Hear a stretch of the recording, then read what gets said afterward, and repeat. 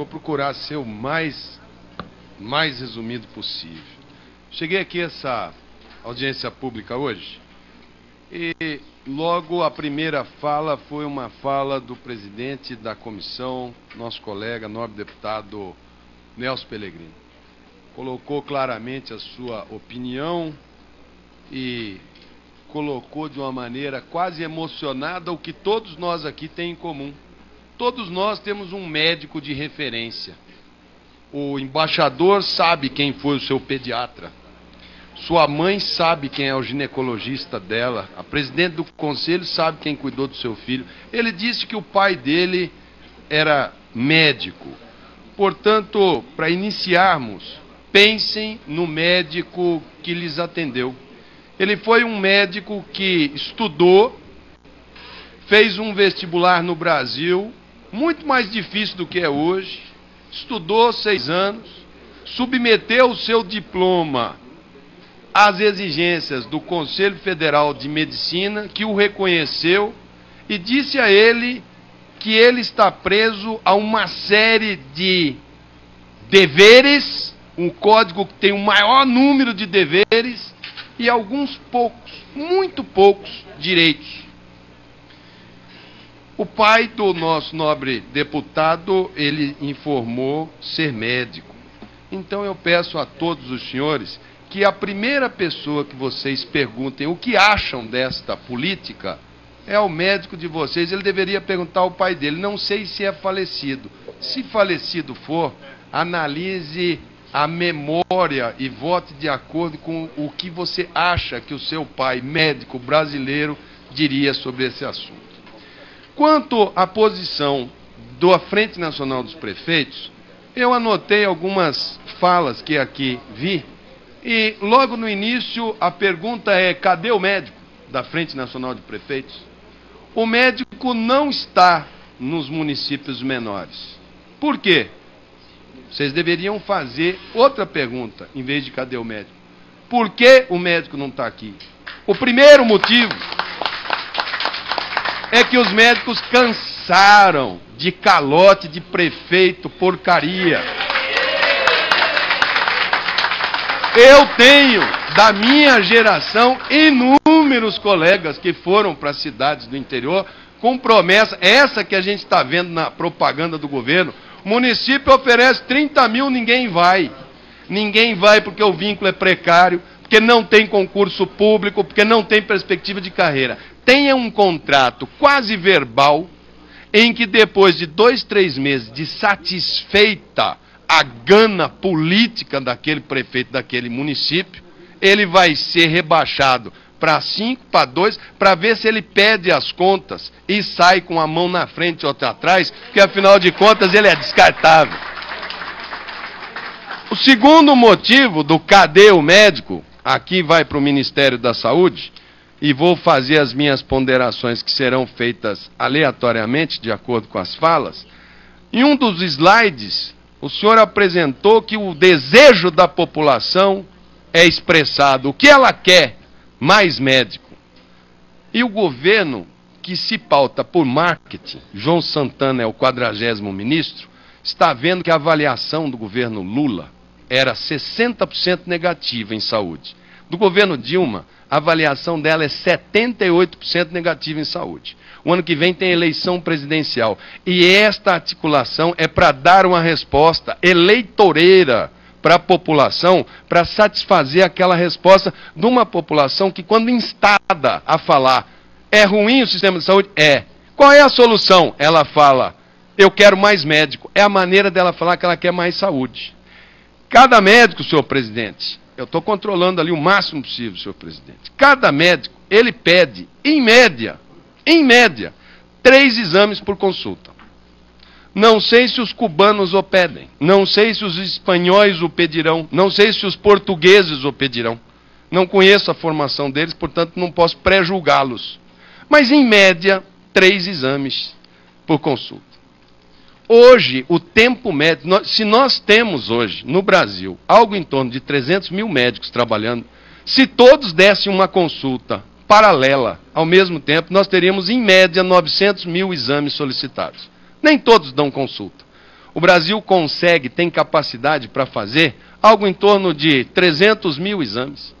Os outros vão para a fila. A fila da ultrassonografia, da colonoscopia, da endoscopia, da tomografia é 6 meses, 8 meses, tem exame que é 1 ano, ressonância é 1 ano. Se você aumentar médico a razão que você quer, tem que sextuplicar a capacidade instalada de equipamentos para poder manter o mesmo grau de ineficiência que tem hoje. Portanto, antes, presidente do Conselho Nacional de Saúde, de cobrar compromisso de 16 mil, de 6 mil, de 17 mil médicos para com o SUS, não é possível que 17 mil pessoas estejam equivocadas e que uma pessoa que representa o governo esteja certo. Cadê o compromisso do SUS com os 17 mil? É isso que está em jogo. Ora, eu sou da época que se estudava muito, os mais inteligentes da turma eram do ITA e do IME, eles faziam engenharia. Os nerds. A turma inteligente que estudava fazia medicina. A turma, mais ou menos, ia para as outras profissões. A turma do fundão fazia direito. Assim que era, na minha época. O que aconteceu? Minha mãe nunca deixou eu sentar no fundão. E eu fiz medicina. O pessoal do fundão, eles conseguiram um sistema próprio, chamado judiciário. Eles montaram um sistema para acusar, que é a promotoria. A defesa é deles. São profissionais liberais. Falam que é a promoção de justiça, tem concurso público e um cidadão para ir para o Ministério Público Federal, ele vai para Cáceres, para Tefé, para onde for que mandarem, porque o salário inicial dele é 29 mil reais. E o do médico vocês querem mandar com a mão na frente e outra atrás. Então não vai. Não vai. Um juiz só vai para uma primeira instância porque ele sabe que ele vai ficar 5 anos naquela primeira instância, depois ele vai ser promovido para uma instância maior.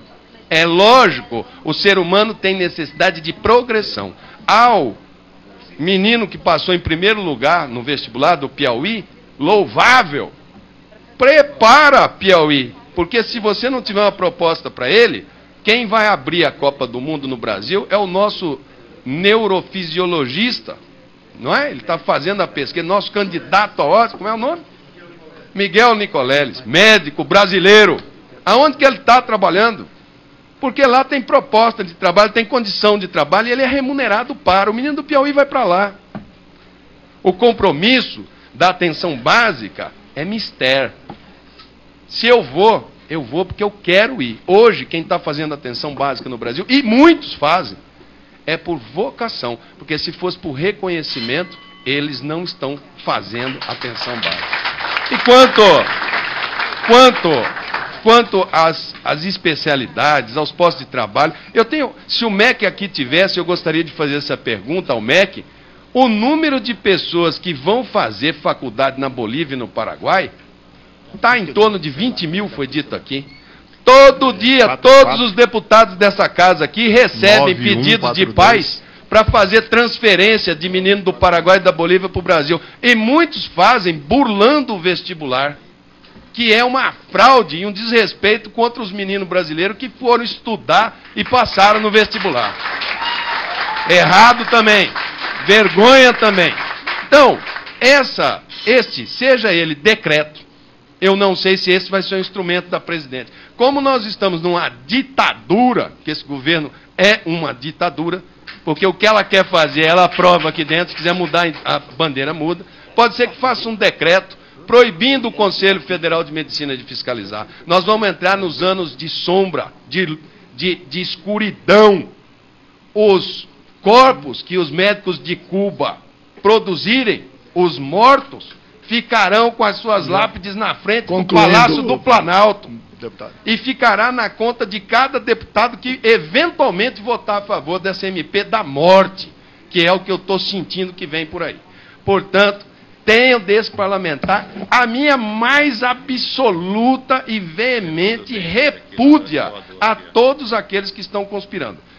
Deixando bem claro, aqueles que se submeterem à prova, sejam formados na Índia, no Paquistão, no Japão, na Coreia, em Cuba, no Paraguai, e que forem aprovados no Revalida, são bem-vindos e têm o seu registro feito no Conselho Federal de Medicina e vão se submeter às regras do governo brasileiro, que vai lhes oferecer os postos de trabalho com esses médicos que estão aí. Sem prova, sem se submeter, ao meu ver, o ministro da Saúde, se assim o proceder, e todos os médicos que compactuarem com isso, devem ser denunciados ao Conselho Federal de Medicina e devem ter os seus registros de medicina suspensos, porque estão prejudicando a população brasileira.